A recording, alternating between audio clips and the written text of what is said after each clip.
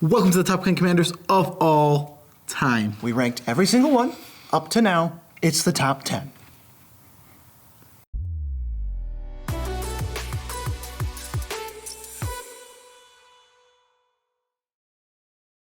I'm your host, Joe Cherries. I'm your host, BZ, and that makes us the Nitpicking Nerds. You might have come to this video through another means, but we've actually produced 30 videos and 24 full hours of content where we rank every commander that has ever existed.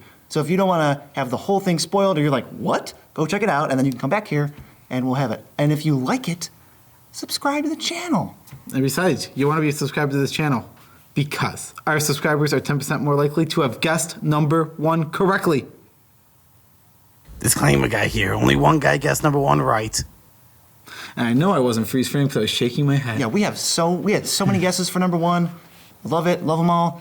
One person actually got it. They were too late to get the prize because we did state in the video, I think it's the video before the one he guessed. Yeah, before the top 100, we said, anyone who guesses it right, we'll mail the card to you. I mean, we missed the mark, but we're still gonna shout you out when we get to number one. Okay. Let's just get into the list for people like, they're hungry, they're dying, they were waiting for 2 weeks for this at least. Let's get, what are the top 10 commanders of all time?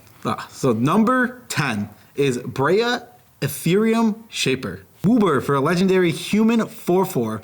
When she enters the battlefield, create 2 1/1 blue Thopter artifact creature tokens with flying. There's so many little qualifiers that add to that. It's so many. Pay 2, sacrifice 2 artifacts, choose 1. Breya deals 3 damage to target player. Target creature gets -4/-4 until end of turn. You gain 5 life. It's a removal spell. It can bolt somebody's face, or if you're really low on life and you don't like the other 2, you can gain 5 life. This is an artifact deck. This is a combo deck. I mean, that's really what it is. This is those 2 things mostly. Well, artifact decks tend to be combo, because when you assemble this critical mass of just like stuff, eventually they all just kind of work together and you win. Yeah. It's like throwing gears into a box, and like eventually you're just going to create a machine. Yeah. And Breya has her own little combos. She can even be a CDH commander because she's so strong. Yeah, like a low tier. Just to clarify, this is a perfect time to bring it up for those who don't know. We do not take into account CEDH at all for this in any context. So this is how strong is Breya in, essentially there's 2 formats, there's Commander, and then there's CEDH. We're doing Commander. Yeah. But she is so strong. Yeah. I like her. I love the combo of Ashnod's Altar, her... and like Displacer? Displacer. She just makes, that doesn't even have to do with artifacts. It doesn't even matter. I mean, it's just a cool combo. Yeah, she just makes dudes, so Displacer and Ashnod's Altar, go for it. Ashnod's Altar is an artifact, just saying. Yeah, it is. What about fun? She has a 9. She has a 9. She doesn't really step too much on other players' toes, but she has a lot of combo potential. That was just one little one we listed. She also just can have ones without her because you're playing this awesome artifact deck. Mm-hmm. There's so many different ways that she can just do so much. Just watch out for her. She's kind of like a Marin of Clan Toth type. It's like, well, she's going to do something every turn. Yeah, she's really strong. She can throw away so much useless garbage. You get to put stupid, useless like Ichor Wellspring is in my deck. Yeah. We mentioned that card so much when we go to useless garbage artifacts you want to throw away. And I think we've put it in 0 decks. We never build artifact decks. Yeah, maybe someone just submit that for tune-ups. Yeah, an artifact deck. That'd be cool. Artwork. This art is great. She's just like, she's standing there. She's got this movie pose. The 2 Thoppers are like whoosh, flying in from the back. She's like see-through because she's made up so much of Ethereum. I think she's 100%, or well, below her neck, she's 100%. She's a lot Ethereum. I don't think she's 100%. I think she actually is, good sir. Nope, she's not. But you know, you just looked at the art for 2 seconds. She totally is 100%. She isn't. But coolness, she proved that you can create Ethereum. Nobody thought you could. People thought it was this limited resource. Yes. That you could only.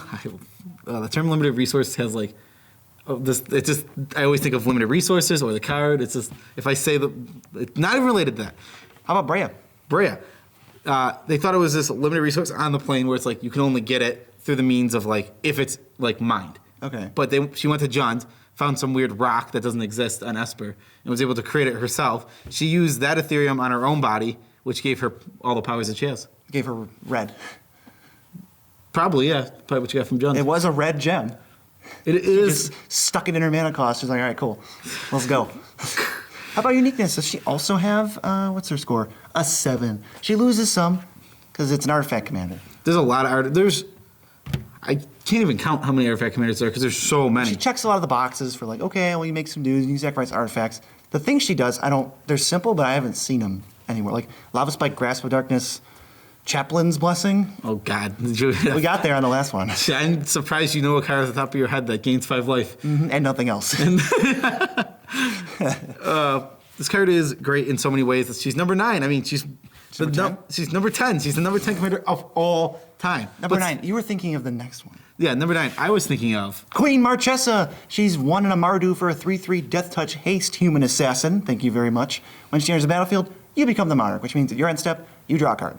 And then if an opponent deals damage to you in combat, they get the monarchy. They're going to draw on the end step. You can take it back, obviously. And at the beginning of your upkeep, if you're not the monarch, you get a 1/1 black token that's an assassin with Death Touch and Haste.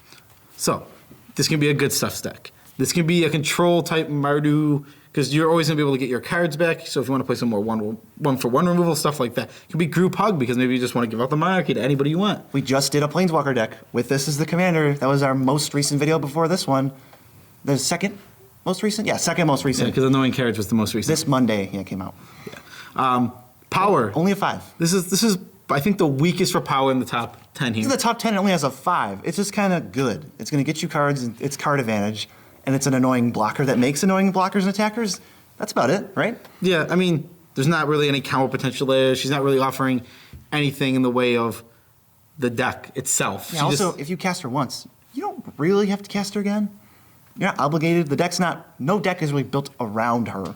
It can be built around the monarchy, but not really her. Yeah, that's exactly what it is. You can't build a deck around her, really, because she doesn't really offer anything to build around. There's a couple cards. Path of Metal. I mean, that's my favorite. There are definitely cards. I'm not saying there's any creature. Almost anyone has some cards to build with. The fact that you even went on this tangent, we're going on to fun. Because she's so non-threatening in and of herself, and she just kind of does her thing, regardless of what they want. 10. She adds 5 fun for you, 5 fun for them. But the main thing here is she adds a whole new aspect to the game that no other commander adds. No. There are other cards in the game. There are plenty of other cards that introduce the monarchy. But as a commander, that means that it's going to be introduced every single game. 99% of games you play, you are going to have the monarch, and then someone's going to take it from you. And like I said, it creates a whole new aspect to every single game. And like that aspect, again, can be introduced from other cards. But knowing it's going to be introduced is a whole different ballgame. I think Commander, there's a fun Commander variant you can play, which requires no setup or dumb tokens. Maybe the next time you play Commander, just start it as normal, but in the middle of the table is the monarchy. So the first person to hit anyone is the monarch. That could be sweet. That's interesting. Yeah, it just adds a whole, like, it makes the game go faster. It forces attacks. It forces, not doesn't force political stuff, but there's definitely some trade-offs. Like, can I hit you? Yeah, okay, if I can hit you back. Yeah, I mean, exactly. I like, the monarchy is just such a fun... So good for the game. I agree. It's so good. It incentivizes attacking, which makes games go faster because you're hitting players for more damage. So many games where they're like, who are you attacking? Leave it back. It's like, get in there. Come on. Also, this commander has one of the highest potentials to jump up because the artwork is one of the only aspects of a card that can change and affect its ranking on the list. We haven't changed any yet for secret layers, but hers art is an 8. Out of 10. So if she ever gets a 10 out of 10 art, she's moving up to like number 2, 3, 4. I mean, you can move up in other categories, especially because we're gonna say that we're open to discussing, especially if you want to get a large group and start a petition. If you can get a bunch of people to sign a petition, we'll talk about something. You have to sign your signature in the comments. Just type your name, and then we got to get like 300 people in there, and then we'll change something. Yeah, but obviously, this list is as subjective as we can get, but it's not ultimate or deterministic. We're not the ultimate power in Commander. We don't say something and it's true. This is our opinion. I mean, and we attempted to remove our opinion as much as possible, but it's still going to have our handprint all over it. Yeah, and we don't know what deterministic means. So let's talk about the art. She worked her butt off to hire someone to kill someone. And now she's sitting in the throne. She's so smug. She's like, I'm the queen. You got to run it by me. No. Casual Fridays? Nuh-uh. Her brother was chosen to rule over her originally. She went underground to gather a group of followers. She's like a genius, pretty much. She's like genius, skeevy, like maniacal, just always got these plots and just killing everybody and pulling all the strings. Just read the next line. That's pretty much what you just said, but in a cooler way. Through bribery, intimidation, assassination, forgery, and other underhanded means, she then took the throne. Now she rules the high city of Peliano as queen, ruthlessly silencing those who oppose her. Her symbol, the black rose, now appears everywhere across the city as a sign of her influence. Wow. Yeah, she has that everywhere. She just rules over the city now because she basically wasn't in line to get the throne at all. She made it happen. Thanks, Kaya, with the assist. Yes, and Kaya did assist by killing the Spirit Brago. King Bargo. Regicide. And a 10 for uniqueness because we kind of mentioned it. No other commander offers the monarchy or affects combat like she does. Yeah, literally no other commander. All right, number 8, Kruphix, God of Horizons. 3 green blue, legendary enchantment creature, God. Indestructible, you know the devotion text, I don't like reading it. You have no maximum hand size. If unused mana would empty from your mana pool, that mana becomes colorless instead. This is one of the only Magic cards that has the word unused on it. What a weird term. This is the highest of the Theros gods by a pretty wide margin. Everyone loves Kruphix. It's the Simic one. It does the most Simic things. It's just absolutely home run for Simic. Yeah, and you don't have to play counters in Simic. And so, let's go to uniqueness right now. I got an 8 for uniqueness because it's ultimately just green big stuff, really, but it also has some blue in there. Mm-hmm. But it's not Simic counters also. You can play X spells. You can play Eldrazi. You can just play generic ramp. It's great. There's so much cool Play an stuff. artifact deck because all the mana is colorless. You don't need colors. What a weird deck that would be. Just go for a colorless deck. I mean, why not? The power here, it's hard to remove, gives you lots of mana. I mean, it gets to 6. I mean, because ultimately, it has to come out. It's 5 mana. And then you have to go a full turn cycle. I mean, at least it's hard to answer. Yes, it is. It will stick out. Usually, you want to replay it more than once. Yeah, and It's gonna be there and do the thing.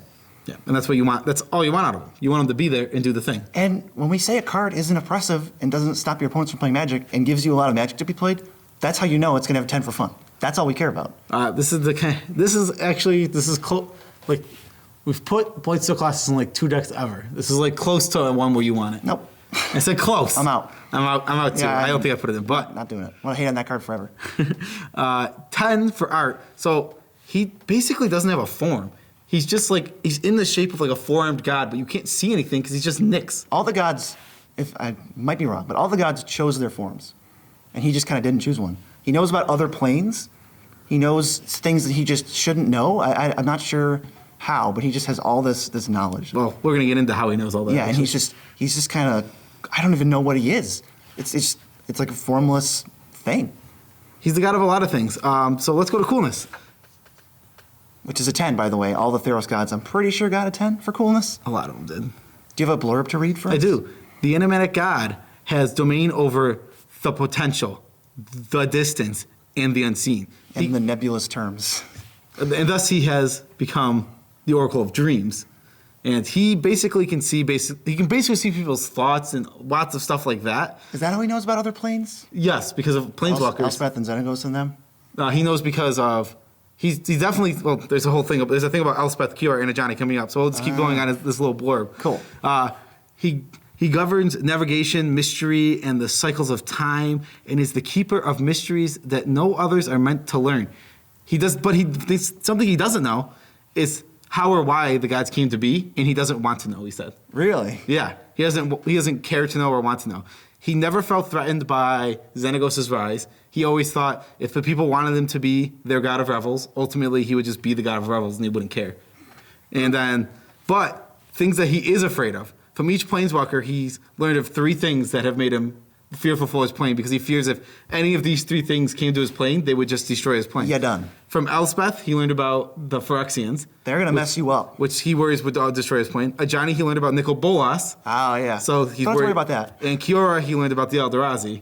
Oh, he also that's a triple he threat. fears all 3 would just, if they ever came to Theros, would destroy Theros. I was going to say the Phyrexians wouldn't kill the gods, but they would because the gods' existence depends on belief. Yeah, I mean, Because that's why Heliod got punished, and he's going to lose his godhood eventually when people forget about him. it's also another cool thing about the gods, because we're just in the gods, and this was in Kruphix's little blurb. Heliod wasn't always the god of the sun, but he chose to have his palace, basically, or where he lives, up near the sun. So people just started ruling him, believing him to be the god of the sun. So and then he was always the god of the sun. He bumped out some other white guy? White god? He was a god, but he was a god of other things. Oh, and then people believed he was the god of the sun, so he became the god of the sun. All right, you just pencil the sun into your qualifications. This is why the Theros gods are so cool. They literally are based on it's such an interesting concept. It's this concept of Corona false god, whatever you believe, that's the power she has. Elspeth got everyone to believe that his spear didn't work, so it shattered. It was literally a fully working god weapon, and she was just like, hey, everybody, this doesn't work. And they're like, really? Okay, it doesn't work. And he tried to stab her, and also, I think the reason she knew so much about the gods was because of Kruphix. She told Elspeth, or Kruphix told Elspeth a lot of information about the gods, and that's how she learned about the belief thing. Good for her. Good for her. Kruphix, integral part of the story. He's really cool. The gods are so cool. They're amazing. They also bring up a philosophical discussion of actual gods and belief and stuff like that. Well, yeah, they're there. You can, not to get too crazy, but you can pray to Heliod, and he will literally just give you stuff. And they're petty, and they're basically just the Greek gods. They have their own desires, and Heliod's a paranoid maniac. Yeah, I mean, the only one who doesn't seem to. Kruphix is super chill. He's basically the most chill. Kruphix is like smoking weed. He's the stoner of the gods. Green. That's where the green comes from. That's where that green comes from. Come on. BZ's a stoner. I'm not. But if you are, then you gotta like me. You gotta like and subscribe to our channel. Subscribe. Number 7. This is gonna be a long video. Aminatou, the Fate Shifter, the highest Planeswalker commander. Yes, that is true. White, blue, black for a 3 loyalty Aminatou. +1, draw a card, then put a card from your hand on top of your library. -1, exile another target permanent you own, then return to the battlefield under your control. -6, choose left or right. Each player gains control of all non-land permanents other than Aminatou, controlled by the next player in the chosen direction. What a bunch of weird things. It's all weird. How does that add to her power? She's not that powerful. She gives you a little bit of card selection. She can help do some miracle things. That's one of she also has a flicker deck. Flicker is the main deck with her. She's pretty cheap. That's her main ability is that minus. It's cool because if somebody takes control of one of your things, you can flicker back to your side because she's worded, which is why when you ultimate her at 7, next turn she comes around and she can just flicker something back to your side. Yeah, she does some really cool things with Planeswalkers too. You can reset them. Yeah, she's a really cool and unique card in a lot of ways, but she's not that powerful. She barely impacts the game. The flicker is the biggest one. You're never going to ult it. And in the miracle one, you can set up a miracle, but you actually don't draw cards, and you don't even really filter cards. It's just kind of switch them. Yeah. It's like a top activation. It's card selection. You're basically playing with the top card of your deck in your hand. Yeah, I mean, but if this card said draw 2, then put 1 back, that's a little... Oh, that's way too good. That's a little much. For 3 mana? For a commander, planeswalker, we don't need that. That would be absolutely insane. Yeah, talk about the fun. This is super fun. It's a flicker deck. Also, most flicker decks, you don't get black, ever. You get some... You do here. You get some, Gray Merchant is one that people love to flicker. It's white and blue are the main flicker colors, but we had black in here, and it actually makes it really interesting. You get white-black, you get blue-black, and you get mono-black stuff. I mean, and you get to play miracles. How isn't that fun? Miracles are really fun cards. They even threw in reverse Entreat the Angels, Entreat the Dead, as an extra bonus miracle. I really do. I like that card. As a bit of, this is where our gravy boat would be. Gravy. Comment gravy boat for the gravy boat. It's coming. We're going to get a gravy boat eventually. Absolutely. How about that art? Amazing. Steph McKinnon absolutely destroyed and killed this art. It is some of the coolest art. I love this art so much. This character is so... we can just move on to the coolness, because the art speaks for itself. It's this creepy kid in a swamp with moths around it. She's got a stick. It's like a wand. She's this... Read the blurb. Yeah, I'll read the blurb. Her spark ignited at a young age for seemingly no reason at all, although if one were to ask her why it happened, she would tell them, because I foresaw it would one day, and I decided I didn't want to wait for that. Like all 8-year-old girls, Aminatou is playful and fickle. She's literally an 8-year-old girl. That to me is awesome. Her own destiny is something that she toys with on a daily basis. Some days she'll grow up to be a singer, other days a powerful wizard, some days a trainer of beautiful beasts, and other days a conquering queen. We just covered that. She is young, but because of her powers, possesses the knowledge of a lifetime. The most striking feature of Aminatou is her calm demeanor. Her magic is expressed, there's more, through intangible moths. When one of her wisps of power lands on a person, it nudges their fate in whatever direction she chooses. That's a lot of things. She's so cool. That little blurb, that's all of her lore. She's like exactly what you'd expect an 8-year-old planeswalker to be. Love it. She's super cool. Like, I love that she just plays with her own fate all the time. Like, she just like Messes with it. she's like, I will be this, I will be this, I'll be this. And like, she's so powerful. And like, this character is already powerful and awesome. I And want to see her grown up. Like- I want to see angsty teenager Aminatou. I couldn't imagine. She Hides in seems her room. so powerful. Like, the moth thing, like, it lands on you and it changes your fate. That's what a weird concept. I like that concept. I don't know who thought of that, but you made something weird that I like. The uniqueness is being a planeswalker that cares about both the top card and flicker. That's where it gets it. And even chaos switchy permanence. But the main thing is why this doesn't get like a 10 for uniqueness, because Yeah, as it's an 8. ultimately just going to be another flicker commander. You're going to have a very similar flicker deck to a lot of the other guys. That's where it settles, I think. I mean, ultimately, that's the most powerful thing she's doing. Yes. 3 mana to flicker like 3 times potentially. That's awesome. Sure. I think this top 10 is rounding out a lot of cycles because we are now rounding out the 4-color commander cycles. It's number 6. It's Atraxa Praetor's Voice. What are you talking about? This was probably the most guessed commander for number 1, actually. This absolutely was the number 1 most guessed, but if you have reasoning powers and can assess time normally, you know this is not number 1. What if they fell asleep during the last This one? is Gwoob for a 4/4 Angel Horror, Flying Vigilance, Death Touch, Lifelink. At the beginning of your end step, proliferate. She has basically all the abilities that matter. They're all super annoying and relevant, and she proliferates hot value super friends. +1 counters, -1 counters, filibuster counters, charge counters, whatever kind of counters you want. So this got a 9 for power. I mean, there's so many different decks you can play. There's so many ways you can go with this. You can make this deck super powerful. You can make it janky. She also, for 4 mana, you get this super annoying 4/4 flyer that has so many abilities to The annoy. lifelink and the vigilance. Oh my god. And the death touch. Even the death touch. If you want to block a flying monster, you can with this. This card is really good in so many different ways. And the 9 also translates to her fun because I think this is really fun. Other than, I think the one last point is because a lot of these decks fall into the same trap of just wanting to ult planeswalkers by playing doubling season. Because you're in black and because you're in white, it's super easy to find doubling season.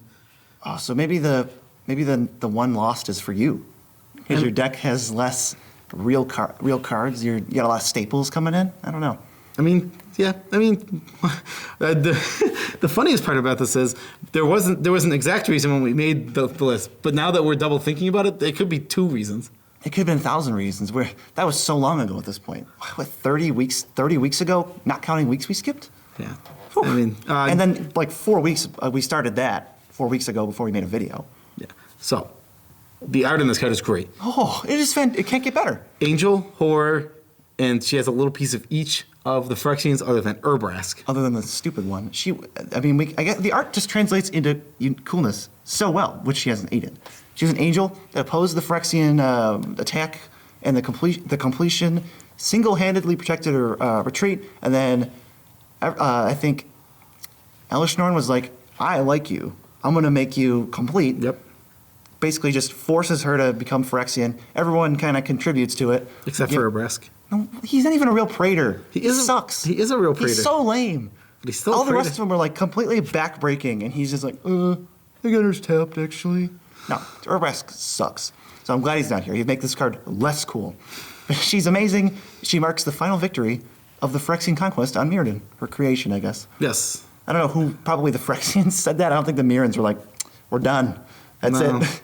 They're only really truly dumb when everything is completely gone. When Like, the last Mirran is dead. when everything No, is... when the last female Mirrans are dead. They can't reproduce anymore. That'd be such a weird way for them to... We got all of the men. We I think there's win. one woman left, but we don't even need to worry about it. Just stop the search. She was already pregnant. Well, actually, we're still done. With twins. A male and a female. That's, you know what? The Praetors, Will number 1. now the Praetor's got to step in and be like, okay, this is going to get weird. We got to just kill you. I'm sorry. Sorry, ma'am. Uniqueness. She's a very strong body for just 4 mana. She has 4 of the best keyword abilities out there. And she just protects your planeswalkers also. The word proliferate, is that on how many planeswalkers? Or how many, not planeswalkers, rather commanders? 2? That's all I can think of quickly. The word proliferate, Like, Rolesk, this, and a future one that may or may not be in our future. yes. So 3. I forgot about Rolesk. How could you forget about Rolesk? He's like number 400. or something. I don't know. I don't remember what a Rolodex is. It's a word association. Number 5, the top 5 commanders. We did not do a separate video because we got you.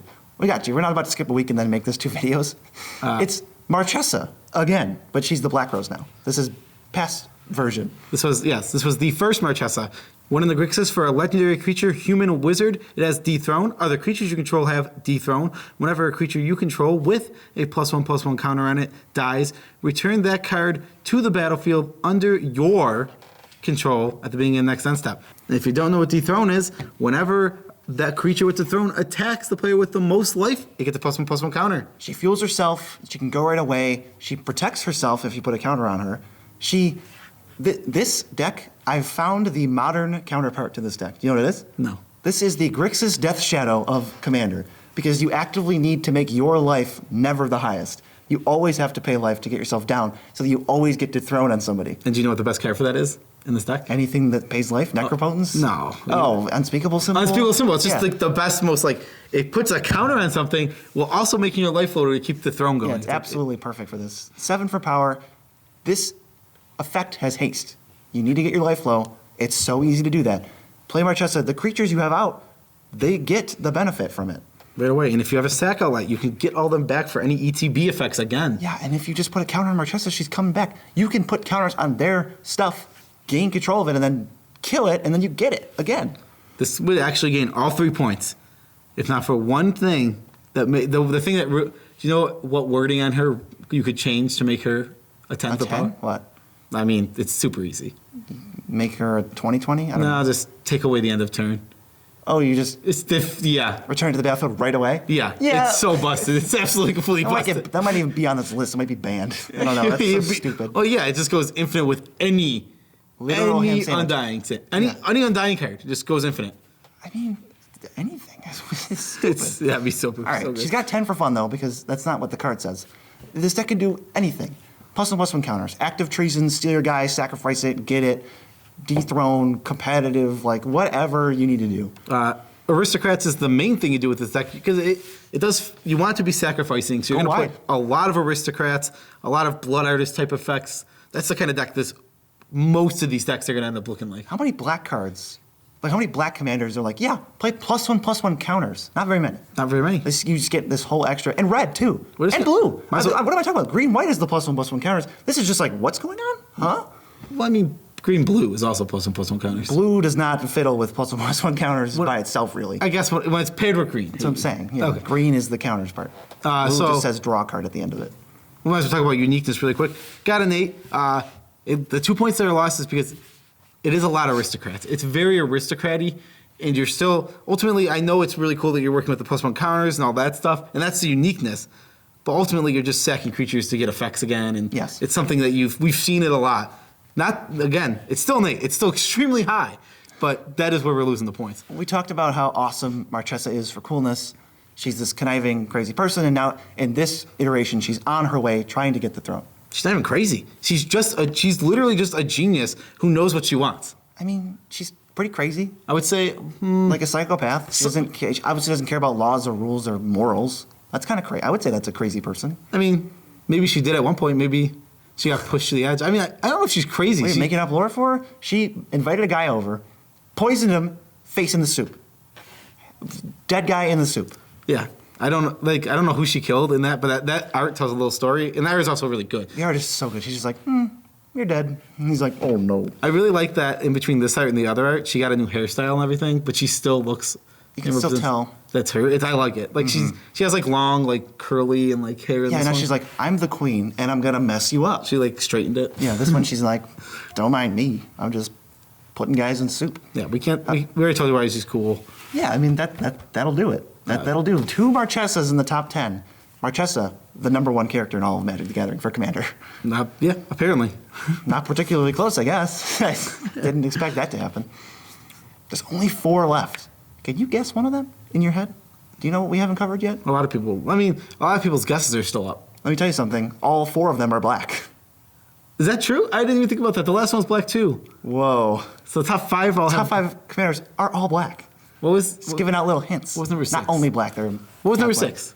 It was Kruphix, right? Okay, so that's where we lose the. Yeah, that's I was trying to look over how far we had to go to lose black. That's all. Because Breya had it. Okay, this one, without continuously tantalizing you, is Muldrotha the Gravetide. It's 3 and a Sultai for a 6/6. During each of your turns, you can cast one of each permanent from your graveyard. Yep. So you can play. It's not just cast. You can play. So you can play lands. Artifacts, creatures, enchantments, planeswalkers. Yes, so Amazing. You can play one of each of those each turn. This card. So much value when it comes down. If you. Yeah, so once it's out, you just go crazy. Absolutely crazy. You can either do the old commander play and pray, where you hope you get untapped to it and then go crazy. The thing is, you can even just play this on like turn 8 and get 4 cards out of it. It doesn't matter if it dies. Get your land, get a ramp spell, get something else. I mean, there's just. Get Mystic Remora and like Urza's Bauble to just draw a card. Mystic Remora is so good in this deck. Mystic Remora is so good. What if That card is amazing. What if it didn't have cumulative upkeep? Then it would be amazing. It'd be better than Rhystic Study. Oh, okay. Yeah, well, jeez. How about the fun for Muldrotha? Get to time for fun. It really, it's not oppressive.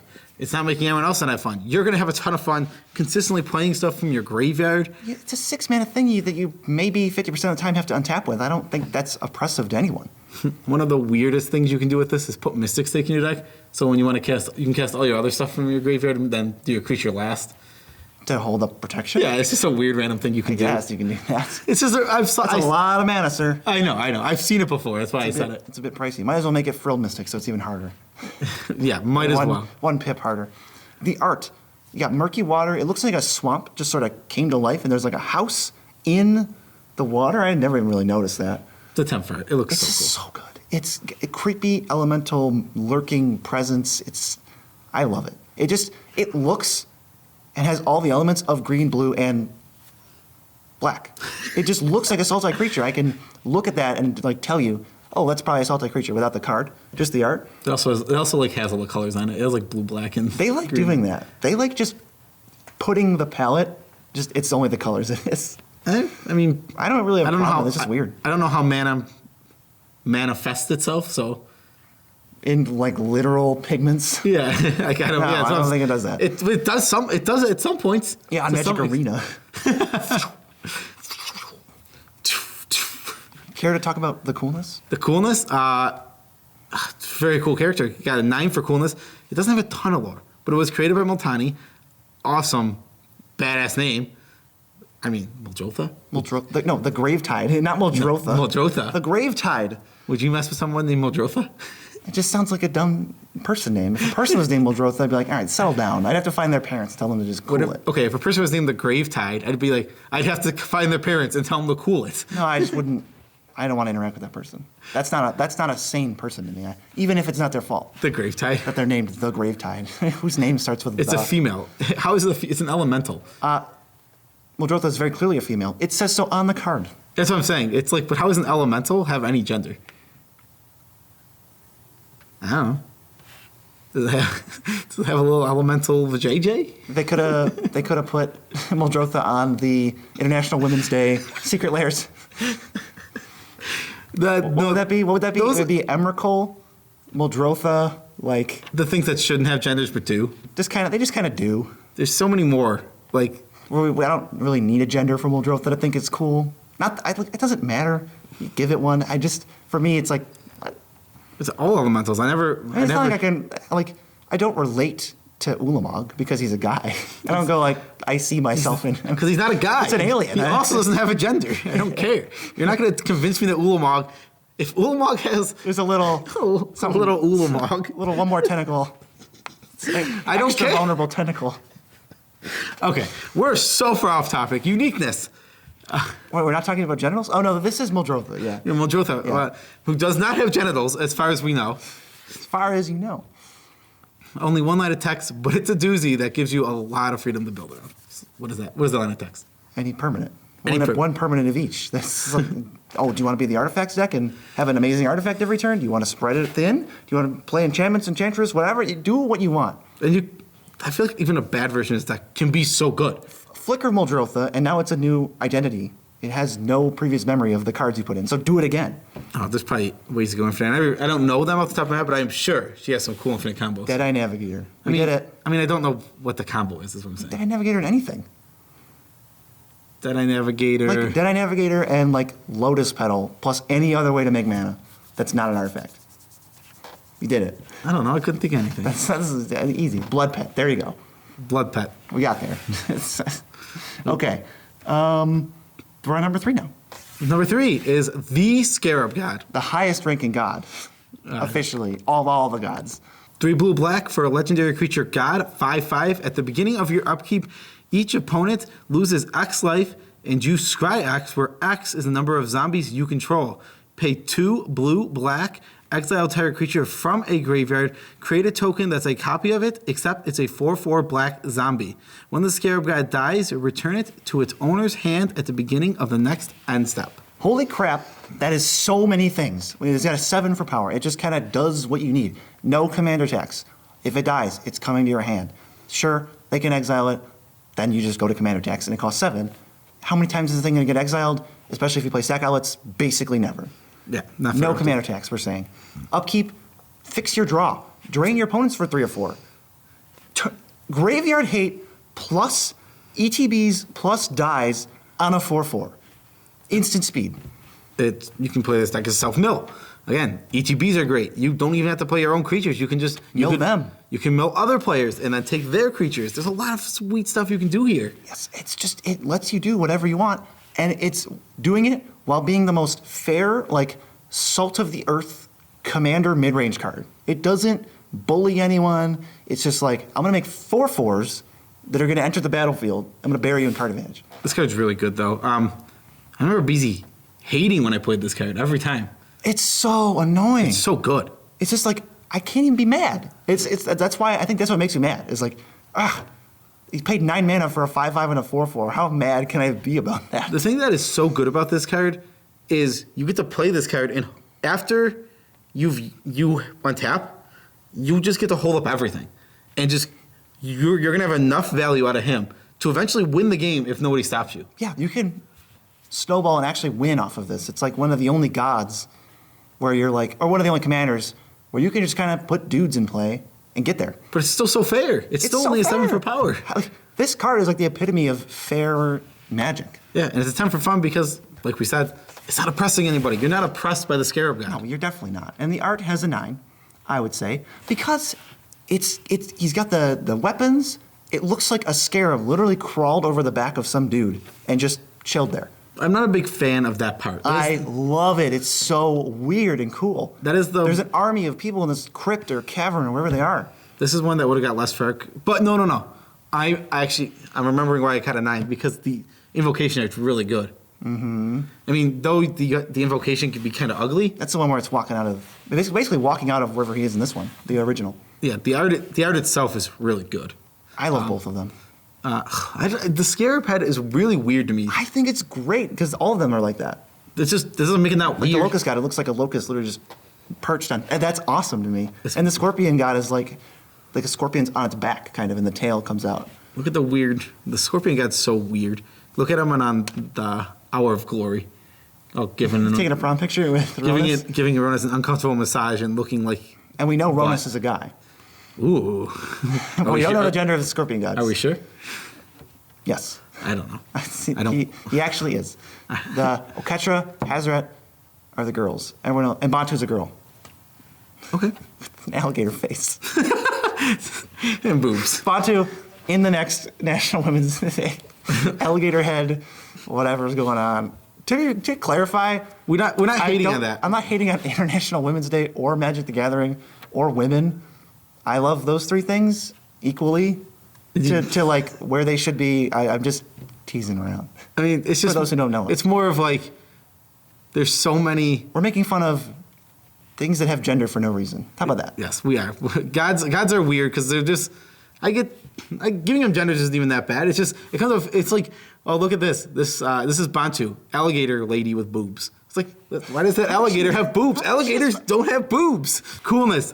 Zombie God allied with Nicol Bolas raised the entire army of Eternals from the dead to serve him. That's what his ability is. You may have heard of all of the Eternals. Eternalize is literally what you pay for to eternalize something. This is the only thing that does that.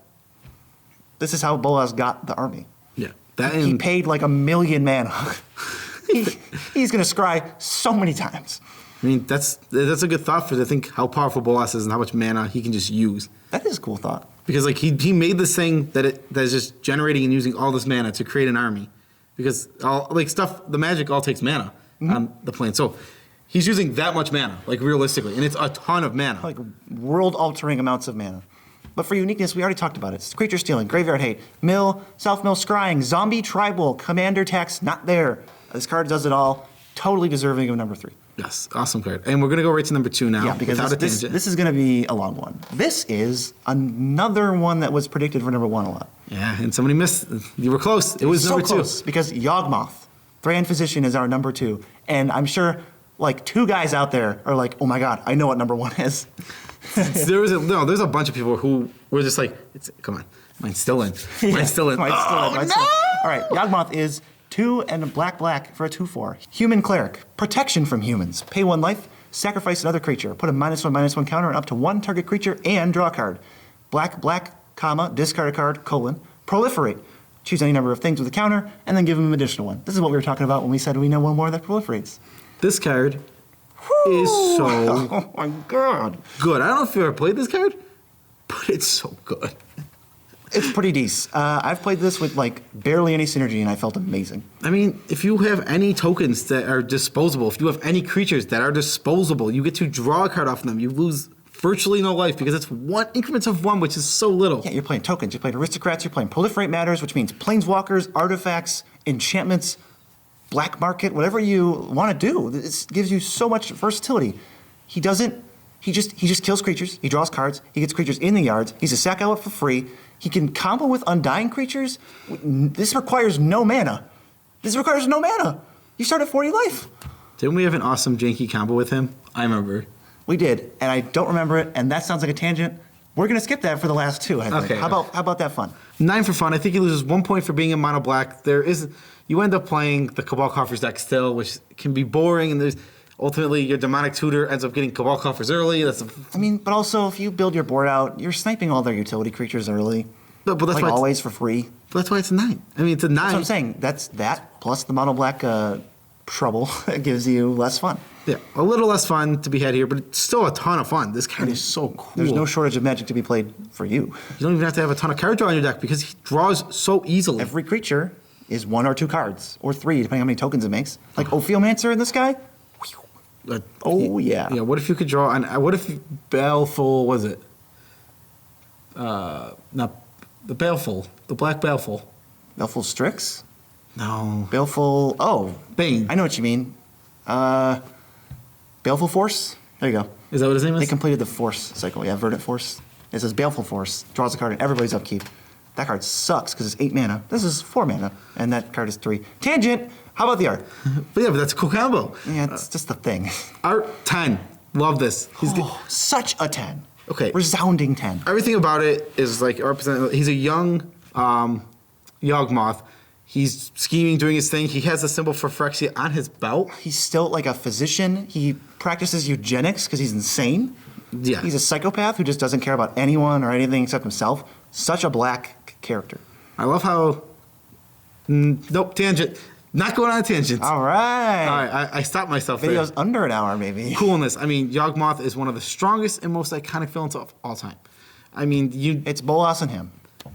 he is the father of machines. He can turn into a cloud of smoke, fight Zurza and friends. He's basically a god. He's lord of the Phyrexians. He's like their lord. Father of machines, yeah. The term father of machines basically means the god of Phyrexians. How is that not he's awe-inspiringly powerful, just one of the most iconic characters, like top 5 in Magic. Yeah. And what about the uniqueness? The uniqueness, this is a black card that lets you proliferate multiple times without restriction other than cards in your hand. You can just proliferate 5 times in 1 turn. That's crazy. That is cool. If you go sacrifice 5 dudes over the course of however long, shrink your team, then you go like discard 2 cards, kill those cards I shrink. Just kill them. So the other thing to think about for why I didn't get a full 10 for uniqueness, because I like to really look at each point here because they're really important down here. I mean, the first ability, it's super good, but losing Protection a life, from humans? draw a card. Protection from humans is the first Oh ability. my god, the middle ability then. Pay 1 life, negative counters, which is that's the least, but draw a card. Losing life, draw a card, that's not that unique on a black pretty card. black. That's really black. There has to be probably at least 200 I black was cards. going to say 200, yeah. Yeah. I'd say draw a card, lose a life, or draw 2 cards, lose 2 life. Yeah, any variant of that, I'm saying. And, too many. I couldn't even imagine how many there are. There's so many. Yes. So I think we are now ready to comfortably move into number 1. So this was guessed in the video 100 through 91. The person guessed it on the comment from there, which was too late to win the prize. We're so sorry. But we're shouting you out now. KDCHMIN. Kajmin. You nailed it. Because the number 1, the top dog, undisputed 46-pointer champion of all commanders, according to us. Who is it? The Gitrog monster. Hey! It's so exciting. This is number 1. We're going to get right into it. We're going to read what he does right now. 3 green black for a 6/6 Death Touch Frog Horror. At the beginning of your upkeep, sacrifice the Gitrog monster unless you sacrifice a land. You may play an additional land on each of your turns. Whenever 1 or more land cards are put into your graveyard from anywhere, draw a card. Do you know what you just did? What? You just read the last card that we'll read in the initial series. Yes, until... Oh, goosebumps. 8 for power. Why? I mean, there's a lot of things you can do with this card. Every fetch land draws you a card. Every time on your upkeep you sacrifice land, you draw a card. So much card draw. You dredge. You hit a land, you draw a card. If you have more dredge, you dredge again. If you have a discard outlet, you can go infinite. But we don't talk about CDH, which is important to know with the Gitrog monster because we gave it a 10 for fun. But let's get back to power because this card is accidentally strong. It's the whole thing we talked about where you say, hey, this card's really cool. I would like to trigger it as many times as I can with just cards from my trade binder. It's going to be ridiculous. You're just going to go absolutely insane. Yeah, it ended up, I played it in the 99 of a Tassiger deck, and it was just... It's one of your best cards. Unknowingly one of the best cards in the deck. I didn't even build the deck around it at all. No, you just played fetches. I just played... Okay, now I play 2 fetch lands for turn. I sacked a land on my upkeep, so I drew an extra card. Fetch lands draw me 2 more cards. He ramped me and replaced the land that I sacrificed. No big deal. It's also a 6/6, and it has Death Touch for absolutely no reason. He's just accidentally amazing. Yeah, it's the Tulane effect where you try to trigger it and you accidentally win. Yeah, it's like, oh. Like the unknowing player would be like, oh, this is cool. Oh, I win. I triggered it off 10 times. I mean, like, how was I ever losing? Yeah, exactly. So why did we give it a 10 for fun? A 10 for fun? Because there's not really anything impressive here. There are combos. There's lots of combos to do, but ultimately you're losing lands, you're drawing cards, you're playing lands. What are you doing that's oppressing your opponents there? I'm saying Gitrog, it's a kill on site commander. You just have to kill it. They're going to get so much card advantage, but they're not going to win or ruin your board. They're just going to draw a bunch of cards. You can do your little... What's the worst they have? They take a little bit. They take like a 2-minute turn. It does have good combo. Like you said, there is that you have a discard outlet combo. Yeah, I don't know if I want to say that's all CDH. It's possible. You can do it. I mean, it's not even that. It's not absurd to want to play a discard outlet because if you discard a land... And even that combo is like pretty soft. You kill Gitrog, it's over. Gitrog is the thing. He's the guy. Yeah, but I'm saying like you would play Putrid Imp in this deck because you just want to be able to discard a land, draw a card. Yeah, discard a land, draw a card. The combo with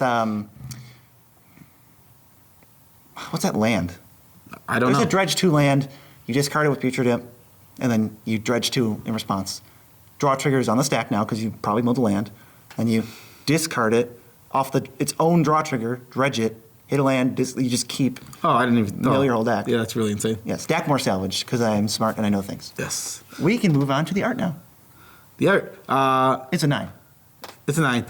It's reminiscent of Chub Toad. He's got the hand hanging out of his mouth. Chub Toad is one of the weirdest Magic cards I've just ever.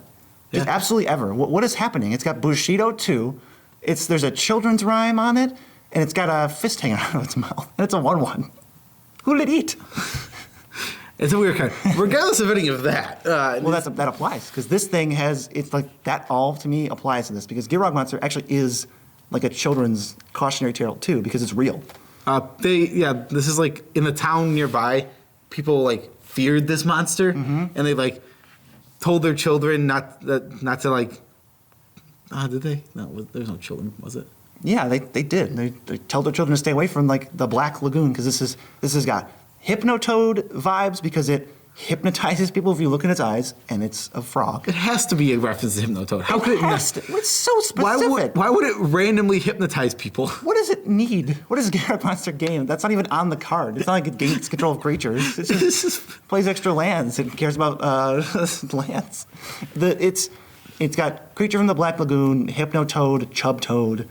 just all of these things melded, like kind of like even just Frankenstein. When Emrakul comes in, this thing apparently gets even more horrifying and twisted and awful. Yeah. I would love to see that art. It says that, that the Gitrog monster is that version. No, this is from Shadows. You're right. So when Emrakul comes in, it'll get worse. It gets even scarier. Yeah, it says that it loses like everything that resembled whatever what it was. originally was. Yeah, I need to see that. I mean, it's already scary. I mean, Secret Lair frogs, when we get Chuptoad in this, and I don't know. What's one more? Plaxcaster Frogling. When we get that, Secret Lair, this better be on it with Eldrazi art. that'd be cool. Or we just get another card with like Devoid. That's like, no. Devoid is the best mechanic. Nobody's bringing back Devoid. No one's bringing back Devoid. It was a miserable failure. Uniqueness. Oh, the uniqueness is the last one. There's not many Lance Commanders that fuel themselves. If you look at like a Lance Commander, I'll take like Azusa. Well, she's like this tiny little thing with a really good ability. This is just like giant, undercosted, fatty. It's going to bash in there. It fuels itself. You don't have to do anything. You're just going to draw 2 cards a turn, play 2 lands a turn, hope they're fetch lands. Terramorphic Expanse works. Draw an extra card. Even if you play a budget version of that, you end up with like Terramorphic Expanse, Evolving Wilds, Ash Barrens. the tapped ones, any cycle land. Rocky Tar Pit. I mean, there's just what's the green thicket, Tranquil Thicket. We could build a $50 Gitrog deck that just can destroy people, because you can even play. How about Awaken the Erstwhile? Everyone discards their hands, but I get to draw an extra card because I discarded a land. I mean, you could still. I mean, even on that $50 budget, you can play Yawgmoth Salvage. You can play Putrid Imp. You could just get them. And now you just need a way to win off of that. I'm sure you can find one. It's pretty easy. I mean, what? Dread Return doesn't cost that much. Flash it back. Flash it back. Win on something. There's just something. We're not you going can over do. that. I'm just saying it's cool. It's cool that for $50 you can make this awesome deck still. It can be real good. This is an awesome commander. It's the only 46 pointer. It's just, for me, this just encapsulates everything for Commander. Yes, all the categories. The minimum is the lowest is an 8. Anything you can want. It's strong. It's not oppressive. It's hilarious. It's cute. It's fun. It's beefy. It's a lot like a very strategy you can kind of go around like a lands. Do what you need to do. Yes. Oh.